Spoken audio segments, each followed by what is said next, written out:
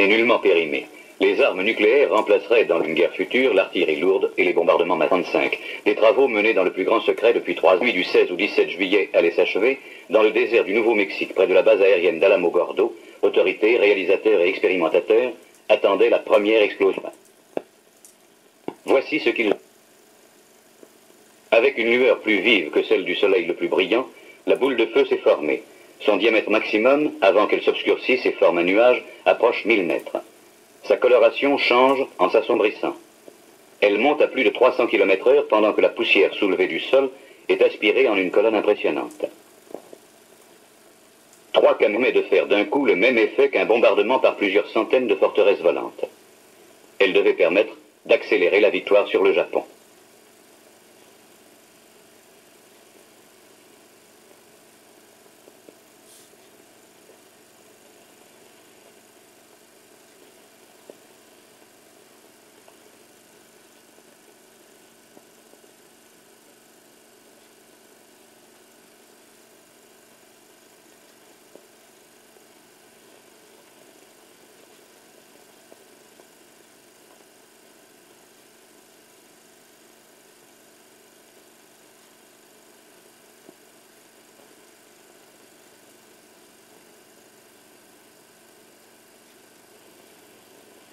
Avant l'attaque de Pearl Harbor et l'agression générale contre les forces des États-Unis, du Commonwealth britannique et des Pays-Bas dans le Pacifique, Hiroshima était une ville active mais paisible.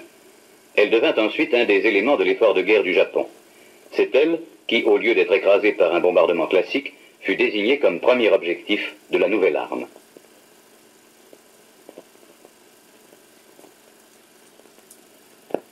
« 21 jours après l'explosion expérimentale, le 6 août 1945, un seul bombardier B-29 survole la ville. À 8h15, la bombe est larguée. Elle a explosé à 800 mètres au-dessus de ce qu'on appelle depuis le point zéro, marqué par une flèche peu visible, un peu à gauche du centre de l'île la plus étendue. La hauteur d'éclatement avait été choisie pour obtenir le maximum d'effet du souffle et du rayonnement calorifique, donc d'incendie probable.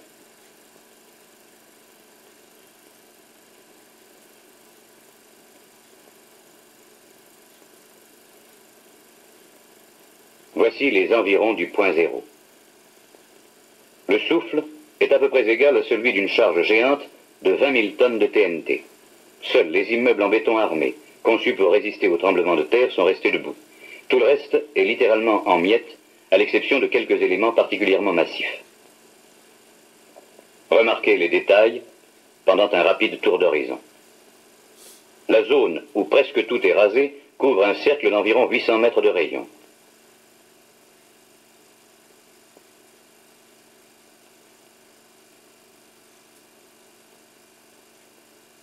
À 350 mètres du point zéro, ce socle de monument est apparemment intact, mais le bref coup de chaleur a dépoli le granit, sauf dans les parties restées à l'ombre de l'éclair. Ces zones d'ombre indiquent la direction du point d'éclatement. Ici, une usine, complètement rasée.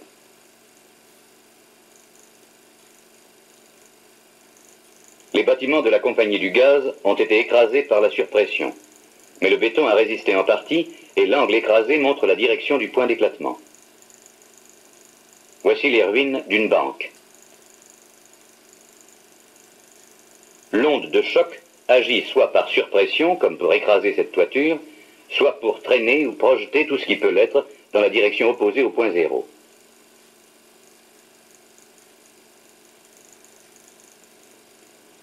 Ce mur a été fissuré, courbé et incliné par le souffle. Ces arbres ont été carbonisés superficiellement par l'éclair. Le souffle a arraché les menues branches et les feuilles. Ici, à 350 mètres du point zéro, se trouvait un temple. Cette statue a été endommagée par la chaleur de l'éclair. Son piédestal est fissuré. On distingue nettement les surfaces qui se trouvaient à l'ombre de l'éclair et qui sont intactes.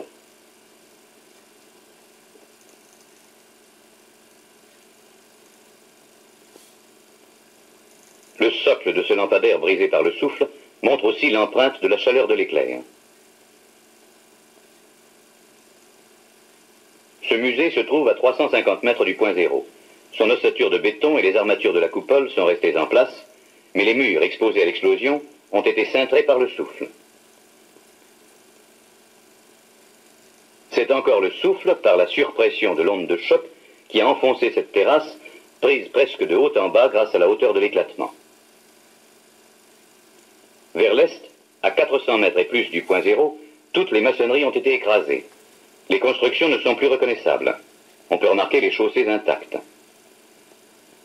À 800 mètres, ce pont n'a subi que des dégâts sans grande importance. Sa masse l'a préservé. Ce poteau montre l'empreinte de la chaleur de l'éclair. Le gros œuvre de cette école en béton armé, située à 400 mètres du point zéro, n'a que peu souffert.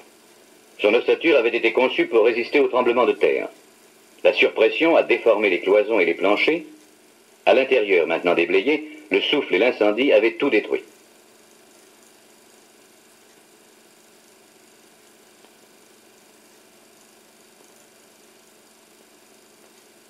Cet édifice comportait des murs massifs qui en subsistaient, alors que tous les éléments relativement légers ont été émiettés et dispersés. Ici, à 400 mètres du point zéro, se trouvait un état-major. Comme ailleurs, il ne restait du bâtiment de maçonnerie que des débris au ras du sol.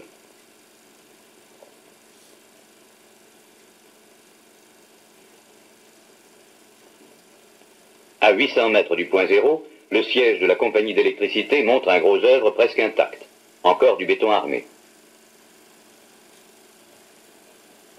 À la même distance, il ne reste d'un bâtiment à ossature métallique qu'une charpente tordue.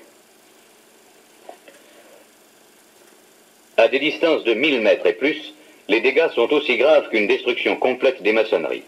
Nous allons trouver dans un bosquet un pavillon à charpente de bois, murs et cloisons de plâtre, réduit à un tas de décombres.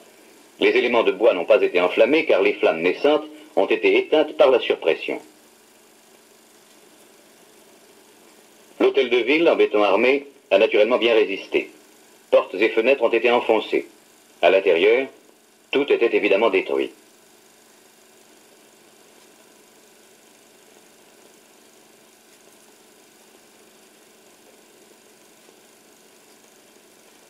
À 1500 mètres du point zéro, ce pont n'a guère souffert que de la chaleur de l'éclair. Celle-ci a brûlé les peintures et altéré les surfaces du trottoir et de la chaussée. Voici l'ombre d'un passant, qui, à cette distance, a probablement subi des brûlures mortelles. Il a été projeté par le souffle, sans grande chance de blessure sérieuse, et reçu une dose radiologique d'environ 250 rad, qui aurait été guérissable s'il avait échappé aux brûlures.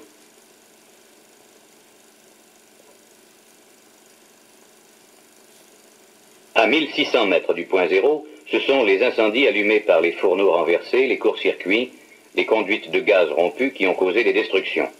C'est ce qu'on appelle les incendies secondaires. On pourrait dire indirects. À la même distance, sur un pont, la peinture est brûlée du côté exposé à l'éclair. Ce sont les seuls dégâts.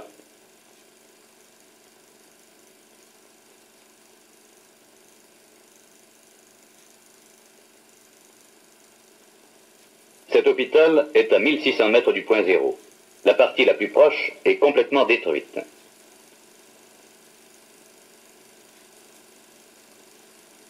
Selon l'orientation des façades par rapport au point zéro, l'onde de choc a enfoncé les portes et les fenêtres vers l'intérieur ou vers l'extérieur.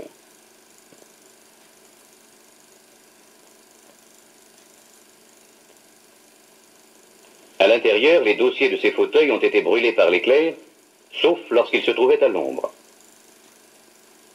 Le dessin de l'ombre des fenêtres, bien visible ici, prouve qu'il s'agit d'une brûlure instantanée sous le seul effet du rayonnement lumineux et infrarouge. Voici quelques aspects des fenêtres défoncées, soit vers l'intérieur, soit vers l'extérieur.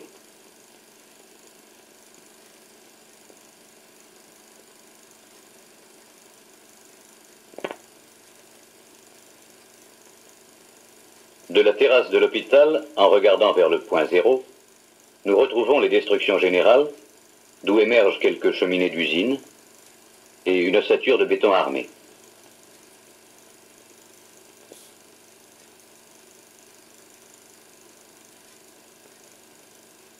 Autour de l'hôpital, tout ce qui était maçonnerie a été détruit.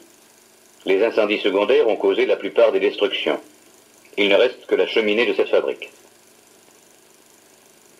Dans les quartiers extérieurs, les constructions sont très diverses et les bâtiments légers nombreux. On peut ainsi comparer facilement les dégâts subis par des types différents de construction.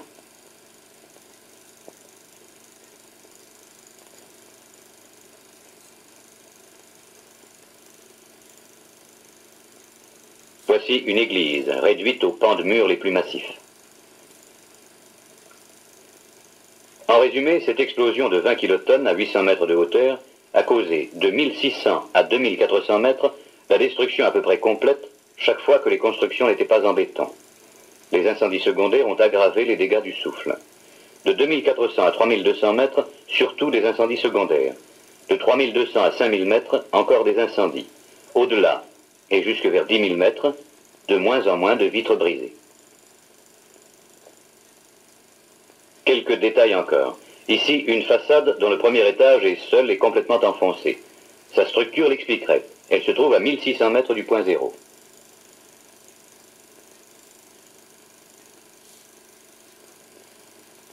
De cette école, nous pouvons voir au milieu des ruines des bâtiments peu élevés qui n'ont pas donné prise au souffle.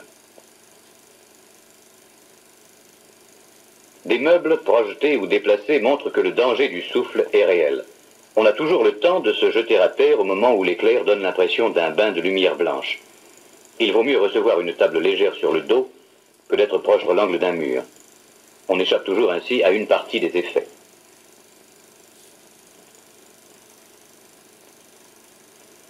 Bien qu'à 2400 mètres du point zéro, la gare d'Hiroshima fut très endommagée. Grande baie défoncée, marquises arrachées, cloisons et bardages de briques fendus. L'onde de choc agit par surpression, qui écrase, suivie par un ouragan très bref et très violent, qui arrache, disloque ou disperse tout ce qui s'y prête.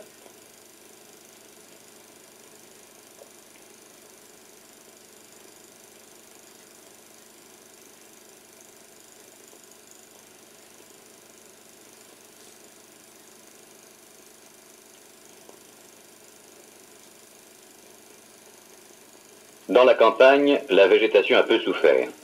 Nous sommes ici trop loin pour que le souffle brise les arbres, et l'herbe verte n'a pas brûlé. La maison des Jésuites, à 6000 mètres du point zéro, était très légèrement construite. Dégâts divers, vitres brisées, quelques cloisons fendues.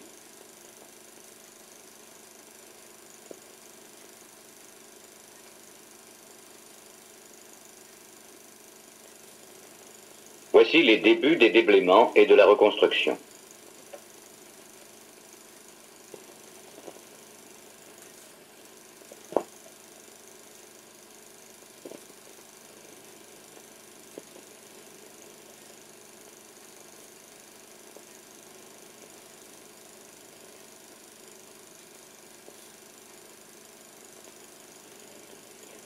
À la conférence de Potsdam, une déclaration avait invité le Japon à se rendre pour éviter une destruction complète.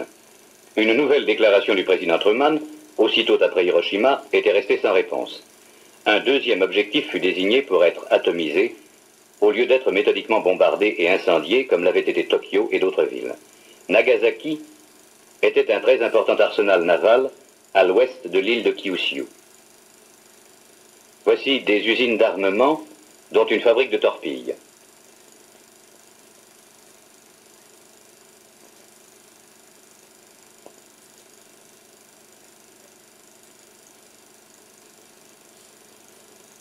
La première flèche indique le point zéro prévu sur le faubourg d'Urakami. Les suivantes marquent une vallée favorisant l'efficacité du souffle et limitant l'étendue des effets de l'éclair.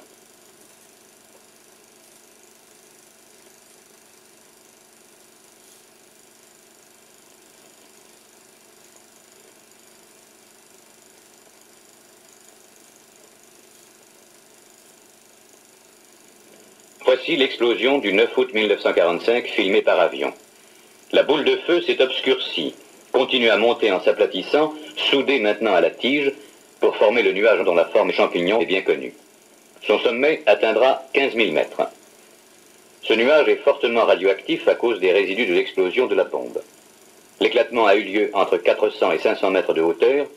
Aucune radioactivité dangereuse n'a été constatée au sol.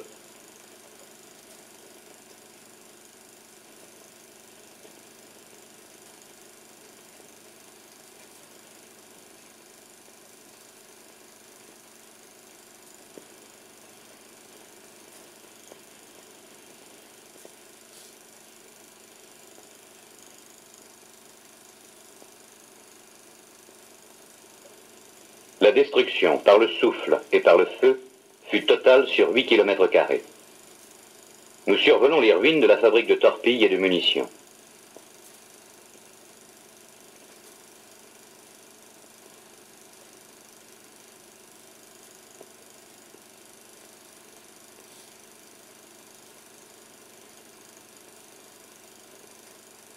Ici, des aciéries.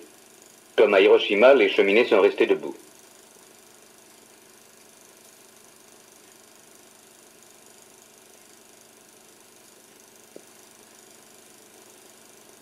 Ces aciéries s'étendaient sur une longueur de 1500 mètres.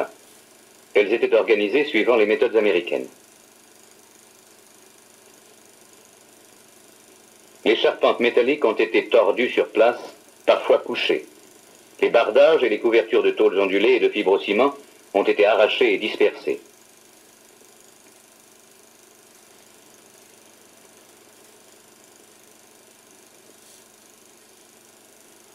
À 500 mètres du point zéro, une fonderie écrasée par l'onde de choc. Les charpentes renforcées pour supporter les ponts roulants ont mieux résisté. Des machines et des armes en cours de fabrication.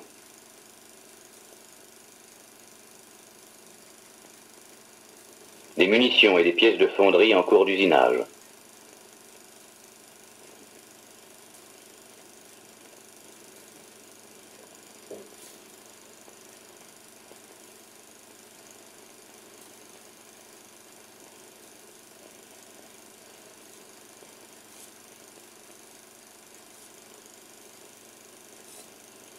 Tout fut réduit en miettes, comme ici, sur près de 8 km².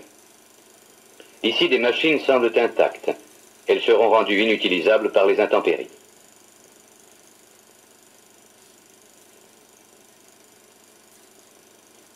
Autour de la zone de destruction complète, 13 km² furent ravagés par le feu, surtout des incendies secondaires consécutifs aux écrasements, renversements et projections, et non pas allumés par la chaleur de l'éclair. Les dégâts divers ont couvert au total plus de 30 km² sur une surface assez irrégulière mais correspondant à un rayon moyen de l'ordre de 3 km.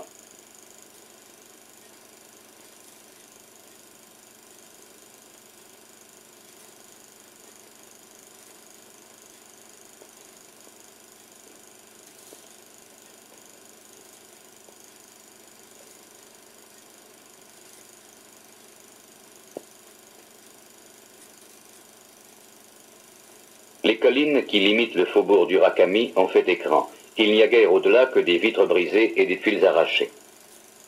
Une cheminée brisée mais non abattue à 2 km du point zéro.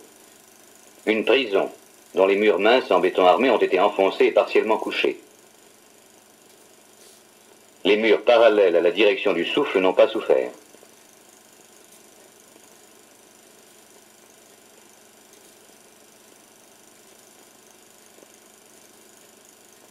À 1000 mètres, une église catholique ruinée, dont les murs massifs émergent seuls dans l'étendue des décombres.